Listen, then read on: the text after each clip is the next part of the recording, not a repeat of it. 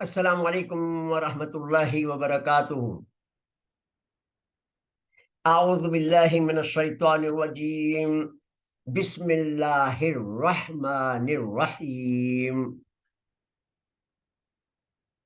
رب اشرح لی صدری ویسر لی امری واحلل عقدۃ من لسانی یفقہوا قولی۔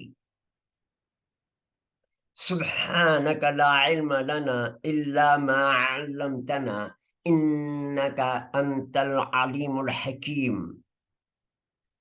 اللہم صلی علی محمد وعلی آل محمد وبارک وسلم۔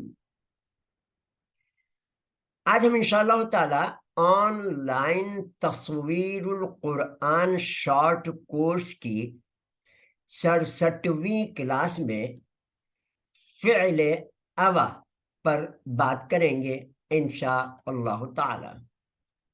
قرآن مجید میں ایک ایسا فعل بھی استعمال ہوا ہے جس کے ثلاثی کے تینوں حروف ہی حروف علت ہیں۔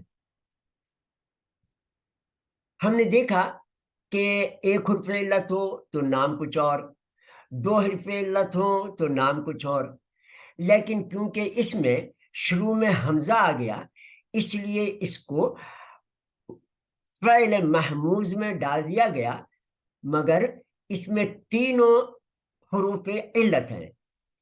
جیسے جسے ہم فعل علیل کہیں تو غلط نہ ہوگا، جیسے اوا، الف واو یا، یہ تینوں حروف علت ہیں، یہ صحیح حروف ان میں سے ایک بھی نہیں ہے، تینوں لانگ واولس ہیں۔ تو اوا مانے ٹھکانہ پکڑا، پناہ لی۔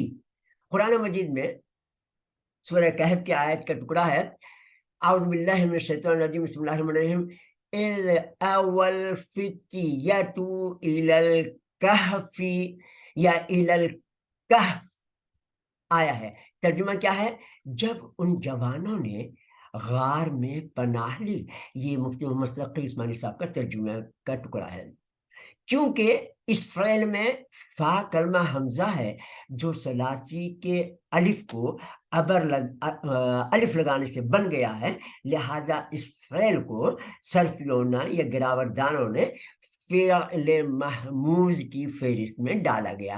لیکن یہ گفتگو ہم صرف اس لیے کر رہے ہیں کہ کوئی بھی لفظ آ جائے اس میں کچھ غائب ہو تو ہمارے ذہن میں رہے کہ کون سا لفظ کس طریقے سے بنا، اس کا وزن کیا ہوتا ہے، اس لیے گفتگو یا اس کو ہم نے علیحدہ گفتگو میں رکھا ہے۔ تو فعل اوا یا اس کو ہم فعل علیل کہیں کہ الفعال اور اسماء کی مثالیں دیکھیں۔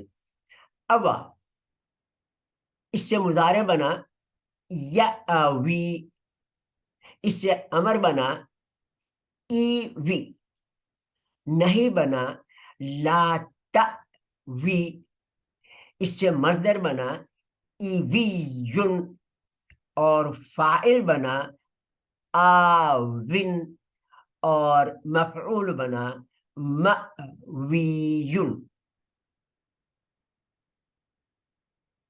اب ہم نے ماشاءاللہ لا قوت تمام ان افعال پر گفتگو کر لی، تو ہمیں ذہن میں بٹھانے کے لیے، مختلف زاویوں سے سوچنے کے لیے، اس کو ذہن نشین کرنے کے لیے مختلف طریقے سے یہ کچھ سوالات بنائے گئے ہیں جو ہمارے ذہن میں رہیں۔ تو اگر ہم اس کو اسٹڈی اچھی طرح سے کر لیں گے تو لازم بات ہے ہم نے نہ امی ابا کے زور پر پڑھنے جا رہے ہیں اسکول، نہ کسی کے روب سے یا ڈر سے پڑھنے جا رہے ہیں، یہ ہم اللہ تعالیٰ کو راضی کرنے، قرآن مجید کا ترجمہ سیکھنے کی کوشش کر رہے ہیں۔ اس لیے اس کے اوپر ہم توجہ بھی دیں، اس کی مشقوں کو بھی کریں، ان کو دیکھنے کی کوشش کریں۔ تو دیکھیے سوال کیا ہے پہلا، سجدہ کو فعل صحیح کیوں کہتے ہیں؟ کیونکہ اس میں تینوں حروف صحیحہ ہیں، کوئی حرف واول نہیں ہے۔ فعل محموز کا نام فعل محموز کیوں رکھا گیا ہے؟ حمزہ سے یہ بنتا ہے، تو اس میں اگر حمزہ ہو یعنی الف کے اوپر حرکت آنے سے وہ حمزہ بن جاتا ہے، تو اس لیے رکھا گیا ہے۔ کسی فعل کے قسم میں یائی لگا ہو تو آپ کیا سمجھیں گے؟ اس کا مطلب یہ کہ اس کی ثلاثی میں ایک حرف یا موجود ہے۔ فعل لفیف کو فعل لفیف کیوں کہا جاتا ہے؟ کیونکہ اس میں دو واولس کے بیچ میں ایک تیسرا واول یا دو واولس ہوں یعنی حروف علت ہوں تو ایسے فعل کو فعل لفیف کہا جاتا ہے، کیونکہ لفافے کی شکل میں، لفافے میں ایک پرت اوپر ہوتی ہے، ایک نیچے ہوتی ہے، بیچ میں نوٹ ہوتا ہے، وہ بھی کاغذ کا، تینوں کاغذ ہیں لیکن دو حفاظت کرنے والے ہیں لفافہ، اور ایک جو ہے اس میں کاغذ کا نوٹ ہوتا ہے۔ فعل کی کتنی قسمیں ہوتی ہیں آپ کو معلوم ہے؟ دو کے نام بتائیں، ہم نے ابھی پڑھ لیا ماشاءاللہ، پوری 7 قسمیں ہیں، ان 7 میں ایک اوا پر ابھی گفتگو ہو رہی ہے، تو ماشاءاللہ اللہ قوت دیکھ لیجیے گا۔ کسی فعل میں واوی لگا ہوا ہو تو اس سے کیا مقصد ہے آپ کو پتا ہوتا ہے، فعل اوا میں کیا خاص بات ہے آپ کو معلوم ہو گیا کہ تینوں واولس ہیں۔ حروف علت والے افعال کے امر کے حروف کم کیوں رہ جاتے ہیں؟ کیونکہ مریض کو حکم نہیں دیا جاتا تو مریض کو ہم اس میں سے حرف علت بیمار حرف کو نکال دیتے ہیں۔ نمبر 9، فعل مضاف کس فعل کو کہتے ہیں؟